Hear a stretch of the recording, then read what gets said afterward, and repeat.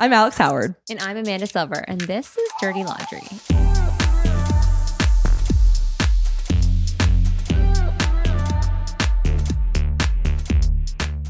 And on today's episode, we have marriage coach and podcaster, Monica Tanner. Yes. And she's going to talk to us all about her book, Bad Marriage Advice, and about getting stuck in that roommate syndrome, which we talk about so much on our podcast. And it's a lot of the reasons why people might leave their marriages. So she's going to talk to us about how to avoid it. And if you're in it, how to get out of it.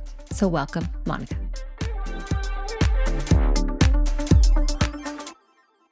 Well, Monica Tanner, welcome to Dirty Laundry. We're so delighted to have you. You are a divorce coach, specialist. What's your title? No, she's like, No, I'm marriage. Marriage. Yay. We're trying to save marriages with Hopefully Monica. hopefully we're saving you from You're the the divorce. second marriage coach person we've had since your friend on our show. Oh, Martin. Yeah, I love him. Yeah, couples therapist. Yeah. He talked a lot about the good enough marriage. Everyone's striving for perfection, but here is the good enough marriage. Enjoy. Yeah. Doesn't have to be. I will need to listen to that episode. Yeah, it was one of the early ones. Early. I don't think you should strive for the good enough marriage. Oh, well, should we have you both on to debate? Ooh. Yes, that would Okay. be so fun. I love a heated debate. Okay, because maybe good enough gets you into the roommate syndrome. Ooh. Gets you into that, I think definitely we're not striving for good enough. There's too much good enough. Partners that just tolerate each other. Yeah. Who wants that for their whole life? That's not a Let's make turn it on. amazing. Yes. No. Listen, I like amazing, but don't you find that maybe puts a little bit of pressure on, right? Because if you're I think considering, there should be pressure. Pressure Okay. creates growth. Okay. Let's go. Why are we afraid of pressure? listen, and you're talking to two divorce mediators. So our whole shtick is conflict equals growth, right? Having those difficult conversations, not shying away from the problems. If you do that, avoiding will then theoretically lead to divorce. So I'm here for the pressure. I'm on board. That's Yes, how let's diamonds go. are created. There you go. Under Yeah, pressure. right? Yeah. I think Martin did mean good enough in terms of letting some shit slide. Okay, you won't put your towel on the rack. You're going to put it on the bed after you shower. That's driving me bonkers because then I climb into bed and it's soggy. But we got to let that stuff go, Okay. right? So that's one of the myths in my book. Don't sweat the small stuff. Where do you think the big stuff comes from? I don't want to be annoyed for 20 years because you're leaving your wet towel on my bed. Yeah. No, you should always be fighting for the things that are important to you. Okay, so what does Get that? into it. Yeah, Yeah. what does that mean? What does that look Let's like? just jump right in the Let's just deep jump end, in. shall What we? does that? What does that mean? In practical language? What does that mean?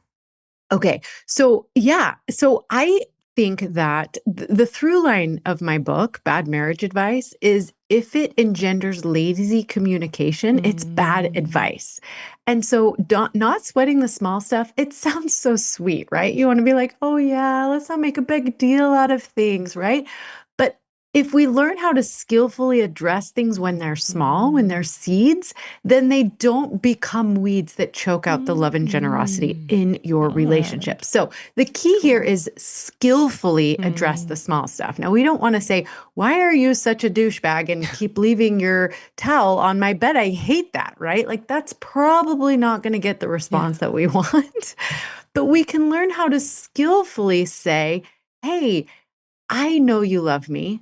As a favor to me, would you mind hanging up your towel? It really means a lot to me. I look forward to getting to bed every night. And when I get into bed and there's this wet spot, it really makes me crazy.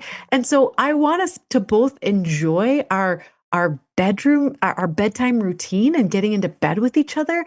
And so as a favor to me, could you please hang up your towel instead of leaving it on the bed? I would really appreciate that. And then here are two bonus that's going to really help you get what you want. Ask the question, what could I do to help you come through for me, right? Wow. So I'm telling you specifically exactly what I want. What I want is for instead of you leaving your wet towel on the bed, could you please hang it up? And is there anything I could do to make that easier for you? Maybe that's put a hook in the bathroom. Right. There's no place for me to actually hang my towel. So let's go get one of those command hooks that we throw up on the wall and say this is where we hang wet towels. Yeah. Right? It's a sign, an So, arrow. In life. Yes, exactly. With a That's big where it Post-it goes. note Yes. that says, if you really love me, hang your towel here. Like, that's number one bonus. That's at the love husband that. store. Make it Go buy as easy as humanly possible for your Yeah. partner to actually come through for you. Yeah. Right? Okay. Then you both win. And I like that you phrase this. It's very much the I statement. The world in which I. that we live in is like, this is really hard for me. I am, not loving jumping into a soggy bed. It does put the onus then onto you still. You're like, okay, now I got to go buy the command hook. Now I got to go put it up. If this guy did love me, wouldn't he just hang the fucking towel? Like, I guarantee you there's a hook somewhere in the house for the towel. If I'm able to hang my towel somewhere, where's your towel? right? I just feel like it kind of letting people off the hook a little bit. The But command maybe he hook, looks if you at will. the hook that your towel is on and he's like, well, there's not room for my towel. Yeah, So I'm just fair. going to throw it on the bed. Right. Okay. So like, it's a win-win-win. Yes, Mm. the onus is on you, but you're asking your partner to do something that they otherwise wouldn't do. Yeah. And so how can you make it so easy for them to win? Because when you win, they win, Yeah. you both win. Yeah, I like it. And so what are some other examples of like those little things? Yeah. What Well, to let me do? give you step 2 because this Okay. is awesome. Okay. Let's say on Tuesday, your partner hangs the towel, but on Wednesday, he forgets. Mm. Like, this is so fantastic. And if you think about it, like, how do we get more of what we want? Mm. We show appreciation and encouragement. So like, hey, when you hung the towel on Tuesday, I noticed and I really appreciate that. Like, that was so awesome.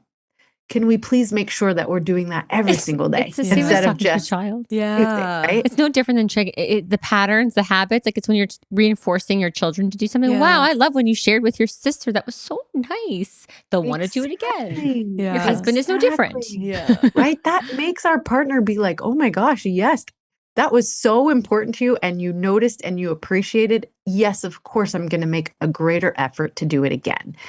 Remembering that we want to keep small disappointments small, right? Mm. So like what happens, like it's really human nature for us to see like he did it on Tuesday, but he forgot on Wednesday. And so our brain wants to go to, what a freaking slob. Why Yeah. can't he just do this thing? Why is he always forgetting to do the things that I asked him to do, right? Yeah. Like we want to generalize it and make it like, Yeah.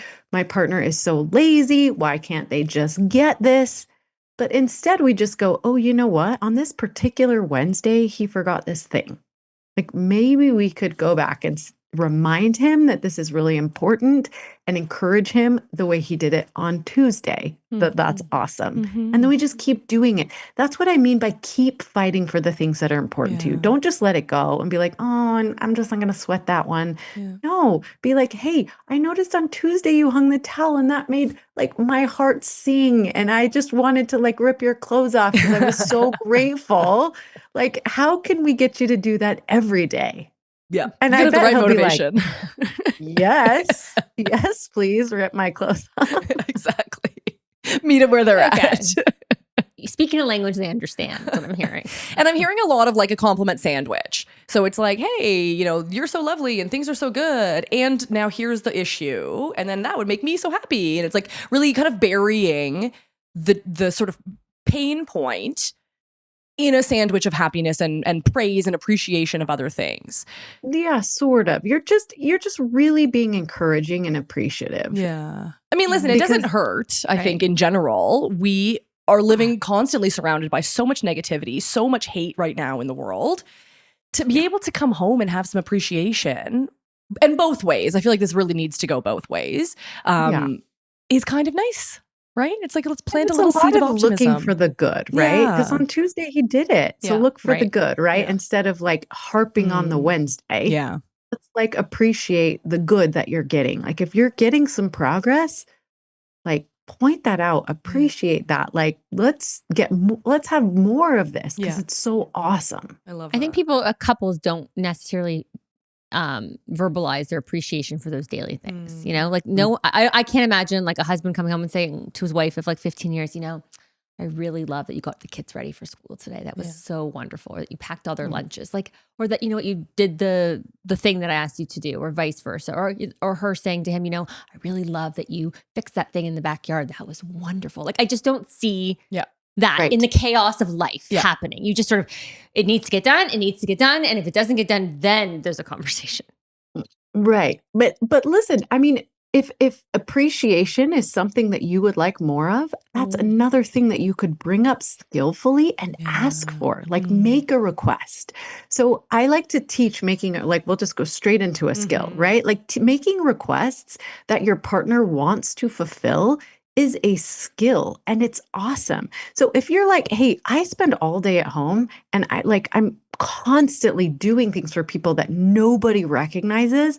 Now, first and foremost, if you want appreciation for that, let's learn how to give it ourselves so we're not dependent on anyone else for that. So I learned that a few years ago, and it's like one of the best things that I do. It's like at night, I have this like thing that I do at night because I spend most of the day by myself, but I'm like doing laundry for my kids. Today I ran my son's breakfast at school because he forgot to eat and he forgot his medicine. So I was like, but nobody's ever going to be like, oh, you're the best mom in the entire world. I noticed you did this thing. No, right? But I can. Yeah. I can be like, man, you rocked motherhood today. In between a session and a podcast episode, you made your son an egg sandwich, took it to school for him. Like, way to go, mom. Way to rock that, right? Like, I do it for myself, right? Because I want it. Yeah. Now, I also love it when my husband knows these things and like also can like every once in a while give me a pat on the back and be like, you did great today, right? So I request it. So the steps to making a good request are number one, being willing to do it, right? Like you got to rock the boat. You got to be willing to sweat the small stuff. You got to be willing to fight for the things that are important for you and ask. Part one of that is remembering who you're talking to. You're talking to somebody who you love and you want to make life better for both of you. So that's step one. I call that remembering love. Step two, be super duper duper specific and help your partner win. So if you just say, hey, can you give me more compliments? That's like super broad. And how do they actually come through for you and win? But if you're like, hey, I would love it if when you get home from work, instead of pointing out what didn't get done, could you just pick one thing that I did well and like, give me a compliment on that one every single day, one thing, right? Like just pick one great thing that I did that you noticed before you launch into like what actually got done here today. Yes. That was like a point in our marriage. I remember my husband would be home like, what happened today? The kids are naked. Like the kitchen's a mess. Like dinner's not like what on earth were you doing today? We survived. Like, we survived the day. Exactly. I'm like, I would love to tell you about that someday. So I was like, I made a request. I was like, love, can you, when you walk in the door, say one positive thing before you launch into all the other things? Like that would really help me out. I would really, really appreciate it. That's being super specific and helping your partner win. And then the third step is what we talked about, the appreciation. If they do it, if they halfway do it, be like, hey, I love that you showed some effort. You did what I asked you to do. Thank you so much. It means the world to me. Let's make sure that we get it every single day because it's really awesome, right? That's like ensuring that you're both winning. Now, remember that you made a request, and a request is an invitation that they can either accept or decline. So be ready for them to be like, you know what? I'm not going to be able to remember that. And be like, okay, well, that's disappointing, but also I'm pretty good at appreciating myself. So I'll get better at that. Right. So we can handle disappointment. It's part of life. Your partner's not always going to fulfill your requests, but if it's really important to you and they know that it's really important to you, they should be able to come through for you.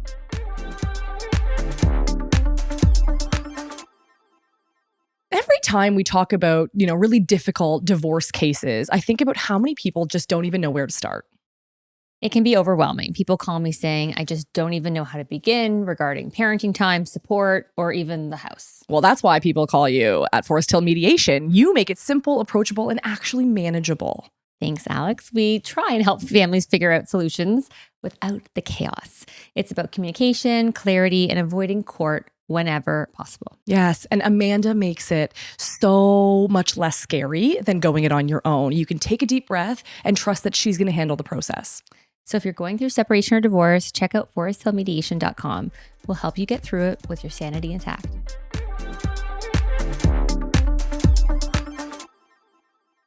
And I imagine this takes time, right? You don't like ask and then immediately a switch is flipped.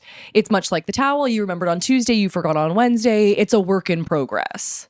Now, when yes, like we talked about, we're going to talk about roommate syndrome. Yeah. Like this is what happens, right? Couples, they just get in the groove. They get busy. They're both kind of focused on what they do, whether it's going to work or handling the kids or taking care of the household or whatever the kind of roles that you naturally fall into. People get really busy and kind of just focused on what they're doing and they don't think about their partner. So one way to break out of this roommate syndrome, this like routine, is to make some requests. Like, hey, I recognize that we, we're both really busy doing the things that we do and we don't have a lot of time to talk. So can we make a request? Can we spend 20 minutes just hanging out, talking with each other? Like, I know it's not the easiest thing to do, but maybe, right after dinner while the kids are playing or, right after we've given them a bath and they're kind of like messing around in their room, can we take 20 minutes, just give each other our undivided attention and just talk about the day? Like I would love that. Right. So yes, it's like noticing, here's what humans do. Humans love to complain. We think that we're being proactive when we complain about something, right? It's easy to call our mom or our girlfriend or whatever and be like, we never spend any time together. We never go on dates anymore. The spark is totally dead. Whatever it is that you're complaining about, here's my promise to you. If you will spend a few minutes finding the request underneath the complaint, because there always is one, there's always a desire. If you're complaining about something, I guarantee that underneath that complaint is some desire that's not getting fulfilled. Now you can once you find that, you can take that desire and make a request with it. Like proactively ask your partner, hey, I notice I'm feeling really lonely in this marriage. We're not spending quality time together, really like getting to know each other. I would love it if we can insert your specific request here. Yeah. Well, and it just really stems back to the whole idea of, you're talking about the human condition loves to complain. It also is just seeking validation. I just want to know that someone sees me, that someone has like witnessed my time here on earth. Like it's so fundamental. And I think unilateral amongst all humans. And so if you really strip back all of these needs or these requests, it really is just that, hi, do you see me? I'm over here. Like I just need a little bit of attention. And so, starting with the small stuff, I think is also really helpful when you're having those difficult conversations. If you're just learning this new habit or this new skill, to be able to start really small. And I like it when it's focused on the we. So your example of let's find 20 minutes, that's like, how do we come back together? How do we connect versus you do this thing that drives me bonkers and I need you to change. Like, I think that if we can start at a place that's maybe a little bit more filled with compassion with the goal of getting to the others. Ensuring start with the connection. Yeah. And then from there, be like, Work oh, your and by way the up. way, I like it when you do this. Or, Exactly. it would be really nice if you did this. Yeah. But like that connection needs to be there. But I was just going to say, most of us married really good humans, and good humans want their partners to be happy, right? It's a lot of times we just don't know what to do or how to do it, right? Yes. And so if we can help our partner win, if we can shed the idea that if they loved us, they would just know what to do, Right, they would just know how to love us well, and we would just go, you know what? I'm with another human who's different than me. There's no possible way they can know exactly what I need and how to make me happy and all of the things. Why don't I help a brother out? Totally. Right? Help a sister out. Like, let me just teach them exactly how to treat me and let them do it. Do you think there's and some just love it? And I think a lot of people can liken this to work. So like, let's take the romance out of this. If you're in a workplace scenario, you are having your, annual review, let's say, and you want to ask for a raise. you got to go in there. You got to ask for it. Your boss is not just going to be like, well, I really respect you and love you, so here's an extra $10,000, right? You have to go in and say, hey, I'm demanding, this is my worth and this is what I require. So I think if you can actually take, I mean, easier said than done, sure, but take that sort of almost the vulnerability out of it and be able to just look at it a little bit more. It's an ego thing. I think it's a putting your ego aside because you have to admit that there's something wrong and there's something that you're missing. So I think you have to put your ego aside to actually ask for that. And as you're talking and you're talking about work and then you mentioned the word intimacy, like what are your thoughts on, like, for example, sex, like scheduling sex? Like you hear people who do that. Is that something that should be done? Because, you know, part of this roommate syndrome is they go years. Like we see it in our office where they're like, they've gone years without having sex. And how did they get there? Yeah, I feel like you've opened up a massive can of worms. I like But to do that. let's jump in, right? I mean, intimacy is so personal, right? I think you start by expanding your definition of what does sexual intimacy mean to each of you, right? This takes years and years and years. In fact, I love to recommend that couples like insert into their routine something like a sex talk Tuesday. Every Tuesday, let's get together. Don't do it in the bedroom. Okay. Interesting. Don't do it like where all of the emotion stems from, right? But I like to suggest go for a walk or go for a drive where you're sitting parallel. You're not like looking into each other's eyes and trying to have this like deep discussion about sex, right? But go for a drive or go for a walk and be like, hey, how's this going for us? Let's talk about like, what do we both want? What do we both envision? What are our desires? How's this going for you? Is there something we can add to the repertoire, take away? Is there something that's uncomfortable to you? Is there something that can make it more fun for you? Like, how can we just really create something together? Here's the thing. When you get married, you're co-creating a life. You're not. Most people just think that accidentally they're going to have a great marriage. No, you've got to address things. You've got to talk about things. You've got to communicate. You've got to be forthright about what are you thinking about? How are you growing? What's exciting to you? What do you want to try? What do you want to do? What's making you nervous? Like what's not working, right? We got to talk about all these things in life and in our sex life. It's so important. Money matters, same thing. Any big topic you're talking about in marriage, create a safe space that you can both come to and be like, you know what? Like the current way we're doing this just isn't working for me. Like maybe we do need to schedule it. Maybe, you know, like some people have like a really adverse reaction to the scheduling idea, but maybe it's just like, maybe we need to make more room in our schedule for this to happen. Like we don't like put sex on the calendar Tuesdays and Thursdays, but maybe like, you know, how can I make room for desire to grow a couple times a week, right? So what can we implement? Like maybe, you know, you take care of the kids and bedtime and bath time on Tuesdays and Thursdays so I can go relax for a second, like kind of clear my head so that we can make room for desire to grow. Or maybe, you know, maybe we need to create some bridges to desire. So for me, that's like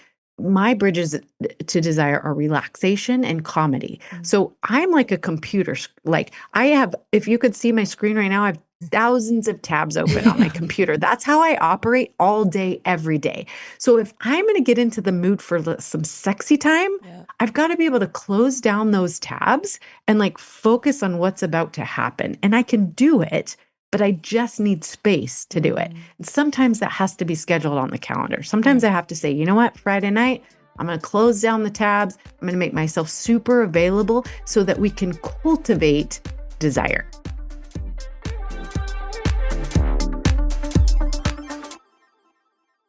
I mean, you're talking a lot from your anecdotes and examples. It sounds like a lot of families that have small children. And I think in that phase of time, you also have to maybe not silo things out so much. So maybe it's like, okay, this snippet of our life where I'm, 6 months postpartum and I'm not feeling like hanky panky every single night of the week because I'm touched out or like you have a little bit of grace as well, and almost looking at the relationship holistically from like, this is not the phase for capital one intimacy. This is going to be the phase of we're parenting and we're just trying to survive and figure this out. So I think also having But a little sex is important. So how do we Yes. incorporate it into this staging phase? Exactly. You're never going to fully figure out your sex life, because as soon as you think you've got it figured out, you're going to enter a new stage or phase. It's much like parenting. Yes, Yeah. we've had young children, we've had, pre-children, we've had young children, Yep. we've had teenagers, and now we're like in that empty nest phase where we're like, oh my gosh, can you imagine? We only have a couple more years and then we're going to be traveling all over the country having sex everywhere. And then imagine we're all going to get hit with perimenopause and menopause and hormones and all the things, right? Like you never get it figured out. You constantly have to be creating something. Yeah. And as soon as you get it figured out, you're going to have to rework it. So true. One of the things that you said that I really liked is this idea again of the we, because I think I'm going to go What? in Where the are you direction going? that I usually go. Which is women woo-woo are patriarchy. Which one? Which one? A Patriarchy or combo. woo-woo? It's going to be a combo affair. Women are not really taught or encouraged how to have needs, right? It's like suppress your needs in the act of service to others. And if you are, you're considered selfish or, So I think it's almost a reconditioning for a lot of women, and I am going to be gendered here, to say, I got needs that are being unmet, and yet I don't even know that I can identify them. So I think, again, a gradual way into these types of conversations is maybe like, hey, I'm noticing we're not connecting as much. I'm noticing we're not having as much time, to be intimate. Let's carve out that time, right? Having that kind of conversation more as a we, as opposed to like, oh, you never get me off. Our sex life sucks. And being so accusatory. That's the shame spiral that, you were alluding to earlier. So how is that part of this?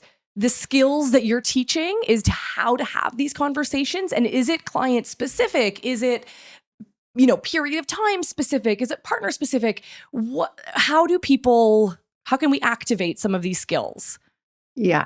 Well, that's definitely a chapter. I address that in my book, is this idea that a good woman doesn't have needs, right? Like it's crazy. And the way I like to teach that a little bit is, as we grow up, whether it's our parents or our teachers or our culture or whatever, when we're young, so Emily Nagoski explains this in terms of a garden. And I love this analogy because when we're young, seeds get planted in our garden. We don't have a lot of control over what gets planted.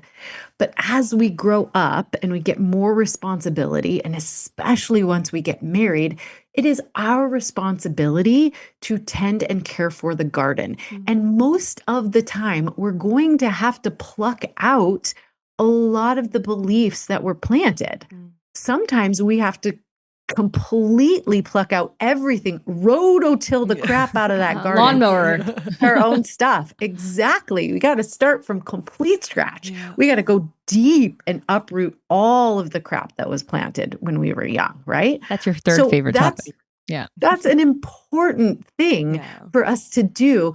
And what a wonderful gift that we have a partner that can help us with that hard stuff, right? Like I hate going out in the garden, getting my dirt in my fingernails, but it's so important that we create and cultivate a garden that is nourishing to our relationship.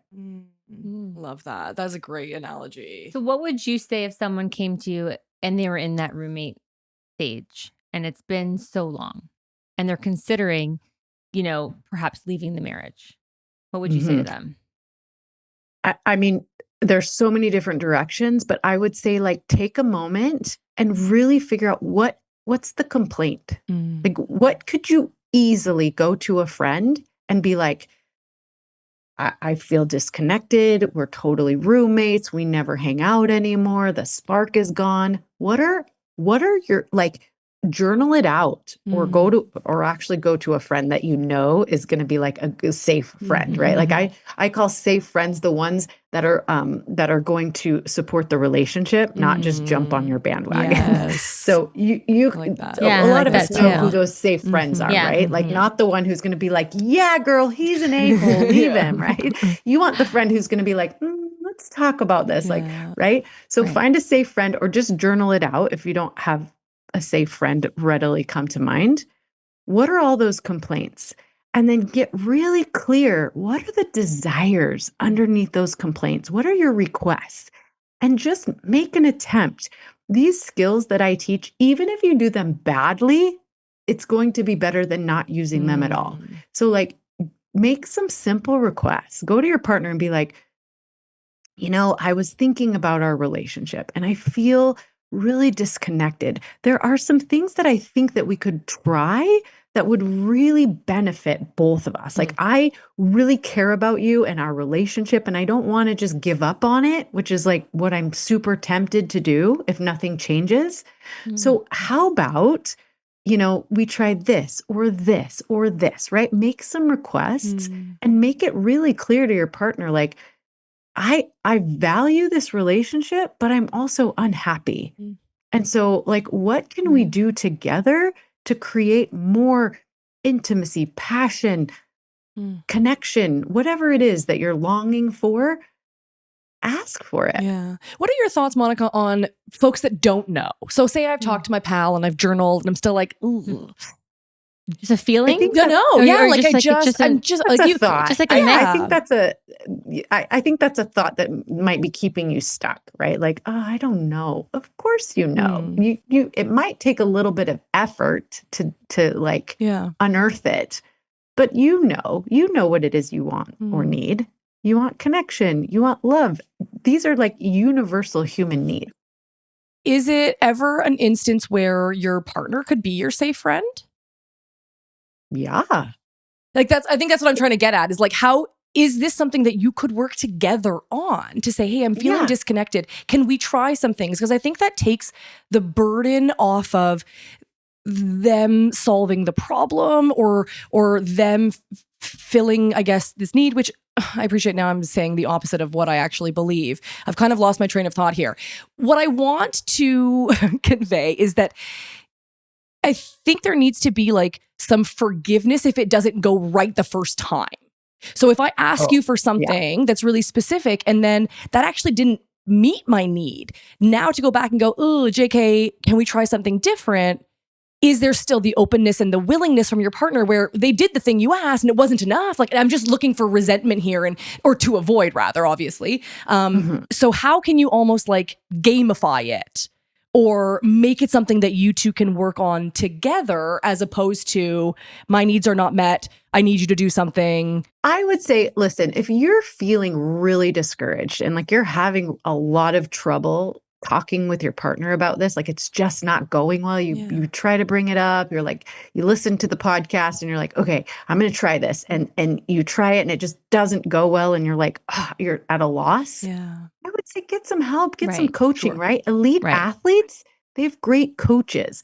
Right. Successful businesses, they have really good consultants and coaches, right? If you want to get in shape, you hire something. You'll start, like, I'll look up some things on Instagram and be like, okay, I'm going to try this stuff. But if it's not working, I'm like, I need to hire somebody to help me outsource. through this, Yeah. right? Yeah. So like, don't be afraid. There, like, I know there's a little bit of a stigma about asking for help, but it takes courage and commitment to get the help that you need. And I personally am going to suggest finding a good relational life therapist or coach, right? Like I'm certified in relational life therapy. I think it's the best, but whatever. Find a good somebody who can help you, somebody who can support you. Because here's the thing, typically you've fallen into a dynamic that you can't see. It's a dance between the partners. Like, I'm doing something and it's triggering you somehow, pulling you into the dance, and we're getting locked in the same negative spiral dynamic, and it's not working. Yeah. And so what a good coach or counselor will do for you is they have a third view, and they can help you see the impact that you're both having on each other, and then help you with the skills to get out of it, to do something different now. Redo the choreography, right?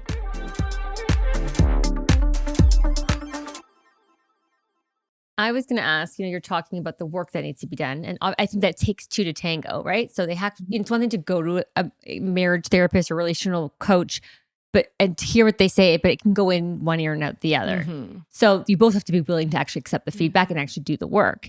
How do you know, speaking of towels, when to throw it in, when to throw in the towel and be like, listen, Okay. 10 years have passed. I've been screaming about therapy for 10 years. We're sleeping in separate bedrooms. We are clearly roommates. Like, when do you throw in that towel? Okay, so I teach a tool because that's a big decision to walk away. Yeah. Okay. And if you're going to do that, I am not like of the opinion that every marriage is meant to last, right? Like if you're going to walk away, I want you to feel really, really good about that decision. Okay. Like I want you to know that that was the right decision. And I don't ever want you to second guess or question it. I teach this tool. It's called relational reckoning. And it's almost like a pros and cons list, but it's way better, right? I want you to get out a piece of paper and I want you to write this question at the top. Is there enough good here to mourn what I'm not getting? And then this piece of paper is going to have 2 columns. And in the first column, I want you to write everything that is going for you, your relationship, your partner, whatever, the things that you're grateful for. And I want you to take some time with this. This is an important exercise. I want you to write down, he's a good provider. He helps with the kids. He's a good dad. He does make an effort when I ask for things, right? Like write the good stuff, right? Then after you've done that, on the other side, I want you to write what you're not getting in the relationship. He doesn't do the dishes. That's so annoying, right? Like he doesn't take the initiative to plan date nights. I have to do it, right? Like then write down what you're not getting. So once you on one side, you have all the good, the blessings or the what you enjoy. And then on the other side, it's what you're not getting. Now, can you get what you're not getting in some other way, right? So like I tell this story, I was like a very early client when I very first started coaching, and she was so upset because her and her husband had made this pact at the beginning of their marriage. She was like a food blogger. And so she loved doing, elaborate meals and like all this stuff, but she hated doing the dishes. So early in their marriage, they made the kind of contract that she would provide really delicious meals and he would clean up the kitchen afterwards. And this worked for years and years and years until they started having a bunch of kids and then his job changed. And so he was a principal. And so he would have to stay after school a lot and he would come home late and he wouldn't want to do the dishes anymore. And so she was so frustrated that he like went back on his promise and wasn't doing the dishes. And it wasn't until we like released him from that expectation that we got creative about what are other ways we can solve this problem. She didn't want to do the dishes. He wasn't doing the dishes. And so we figured out there was a teenager down the street that she paid her $3 a night. $3? Wait, what year was this? $3 a night to come over and do the dishes, clean up the kitchen while she was putting the kids to bed. That's so smart. But she couldn't get creative about solving that problem until she just released him from all the frustration and upsetness and resentment that he wasn't doing it. Yeah. She was just like, okay, he's not going to do it. What else can we do? And then instead of being like the deal breaker, like the reason why this marriage is just not going to work, she's like, oh, I can pay this teenager down the road $3 a night to come do the dishes until my kids get old enough. Yes. And then I can give them a dish night. Exactly. Right? And like, pay them 30 cents. Yeah, exactly. Exactly. Like it doesn't have to be a deal breaker when you put it into perspective of like all of these things that are good. And then here's the things that I'm not getting. And can I get them in some other way? Can we solve this problem in another way? Is it worth me grieving the fact that my partner is just not going to do this thing? Giving Ross and Rachel. I was friends. The list. The list. She's not Rachel. Just not Rachel. She's just not Rachel. What I was thinking when you said, can I get these things elsewhere, is kind of giving, I found not Ross and Rachel, but rather Esther Perel was where I thought you were headed with this, which is like, we have these expectations on our partners to be everything. And where else could we actually outsource in a different way? So if my partner is not going to be my like intellectual stimulant on certain topics, could I join a book club that gives me that? Or could I go, do a talk series or listen to some webinars? However you can fill that void in you that actually, excuse me, might take the burden off of your relationship. So you can go back to just appreciating this person for who they are, not for who you need them to be, and looking at finding other avenues to kind of fill your bucket. Yeah, we call this differentiation. And there's so many multiple ways to solve different problems. Like, for example, I'm kind of a foodie. I like expensive seafood and different types of food. I like to try new restaurants. My husband doesn't. It's like not his thing. So we have lots of ways that we solve this problem. But one of them is like, do I have a couple of friends that I could call and like once a month we go out and try a restaurant and we let my husband just watch a game at home by himself and eat nachos? Exactly. Like everybody wins. Everybody Sounds wins. perfect. Exactly. Yeah. Everybody wins. Or like, here's the cool thing. Like we have so many options and resources now. They just built a restaurant down the street. It's sushi and ramen. Yum. I get to eat sushi and my husband's like, give me ramen all day long. Like I do not have like an elaborate palate. Like ramen, let's go. There you Sushi go. and ramen, It's right? perfect. Or I tell this story in the book about it was our 7-year wedding anniversary and my husband took me to San Francisco. And if you guys have ever been to San Francisco, when you eat on the wharf, right? Like I go to San Francisco and immediately it's my anniversary. I'm like, I want crab legs that I can eat at a nice expensive restaurant on the wharf overlooking the water, watching the sunset, like in the bay. Like, how cool is that, right? My husband like wants no part of that. He doesn't like seafood. He definitely doesn't like cracking crab legs. He thinks that's like, he's like, this is so inefficient, right? But he doesn't like to spend a lot for dinner. My husband is like, give me a burger all day, every day. So guess how we created a collaboration? The things that I value, an expensive dinner, the atmosphere, the experience, the seafood, I chose the restaurant. So I picked a really nice restaurant where I could get all of that stuff. And he walked right across the street to In-N-Out. He got himself a burger and a shake. My kid's and favorite. He walked into the restaurant and the waitress immediately was like, sir, you can't bring that in here. And he's like, it's my anniversary. My wife chose the restaurant. She wants to eat here. What do you want me to do? And she's like, I know exactly what to do. She went and got him a plate and like one of those cool cups from the bar. She plated his dinner and we sat there. He ate In-N-Out. And I got my expensive crab legs and the whole experience that we both wanted. Yeah. I love that. I mean, and also, nice of the what a rest- great server. Yeah, I feel like most would like, absolutely not get that. Hopefully you gave her a good tip at the end of it. But yes, I think it's all about Yes. compromise. It's all about compromise. And what I hear too Not is compromise. I call it collaboration. Okay, fine. Compromise is Okay. you give a little, It's I give a conceding. little, and Right. neither of us gets what we want. collaborations, we Right. both win. Collaboration is we're aware of what we each value. It takes a little more work. Yeah. I've got to get clear on what do I value? Expensive seafood, nice ambiance, right? Yeah. He values like what tastes good to him Yeah. and an inexpensive meal. And now we have clear what I value and what he values. How can we create something better than either of us could have come up with on our own? It's not like compromise is like we go to Chili's and I don't really get what I want and he doesn't really get what he wants, but whatever, we figured it out. Yeah. But collaboration means I get clear on what I value.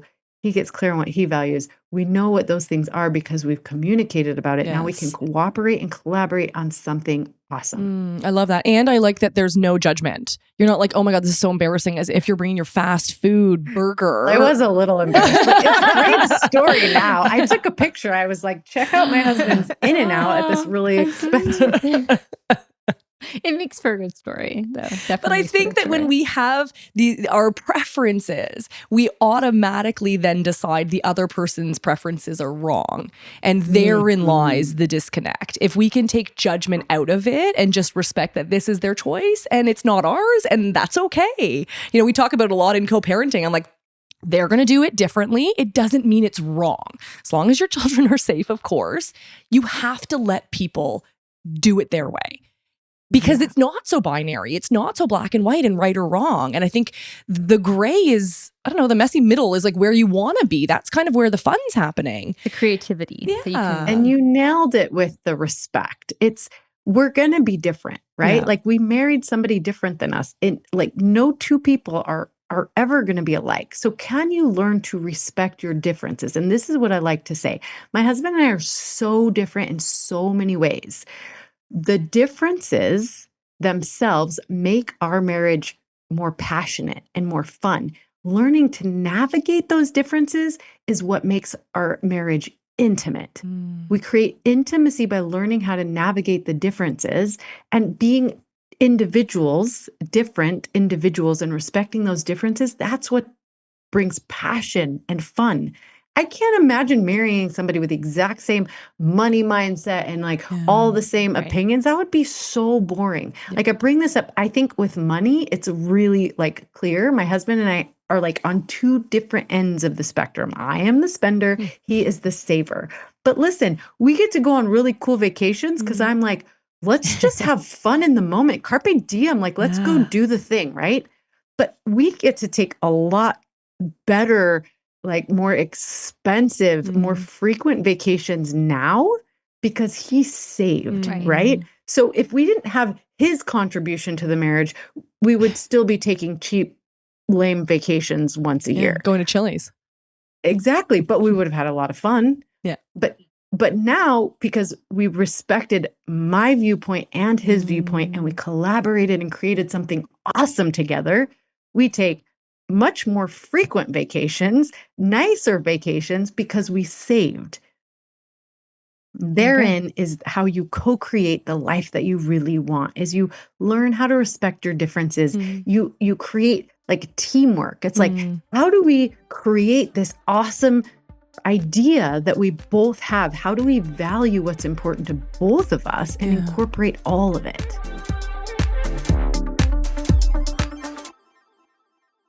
I think it's a lot about though the intention. Like I think when you're writing that list, you were saying, okay, she doesn't do this, he doesn't do that. I think there's a difference between doesn't and won't, right? Or can't. Like I think Isn't it's willing to. right. I think it's about what are they actually willing to do. If they're actually willing to try, that says something I think so. about the relationship. There's still some life left in that relationship. If they just don't care about how you're feeling and don't want to try, I think that's another My signal. hope is that when you have these types of conversations, you also open the door to then receiving their. It has to go both ways. Yeah, you know, like it's so easy for me to be like, well, here's my list and here's all the work you need to do. Here you go. And you hang up your towel and do this and but then you also need to be open to going, oh, where are my warts? What have I got to do work on? And I think that's almost harder than just stating your needs. I'll tell you what's really hard. When partner A asks partner B for something and partner B actually starts giving it, I'll tell you, partner A does not just go, oh my gosh, this is amazing. Thank you. A lot of times partner A is like, oh, too little, too late. Or there's a lot of resistance you'll find when you actually start getting more of what you want. And then you get to work on your stuff. Yeah, I really like that. That's a really, really, great. that's a perfect way to end. Yeah, Yes. you crushed it, Monica. Thank you so Thank much. you. And where can people find you if they want to work with you? Yeah, so you can find free resources like my podcast is called Secrets of Happily Ever After, or How to Work with Me, all on my website, monicatanner.com. Awesome. Thank you so much for your time and your brilliant wisdom. And I love to do a little bit of a debate. So thanks for joining me on that. Yes, very fun. Thank you so much. Thanks, Thank Monica. you. Take care.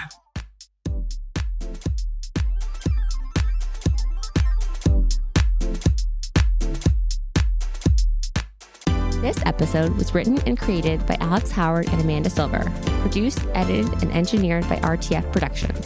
Make sure to rate and review our show if you loved it, to give us a follow on Apple Podcasts, Spotify, or wherever you stream your podcast to stay up to date on all upcoming episodes. Thanks for listening, and go easy on us. We're not your ex.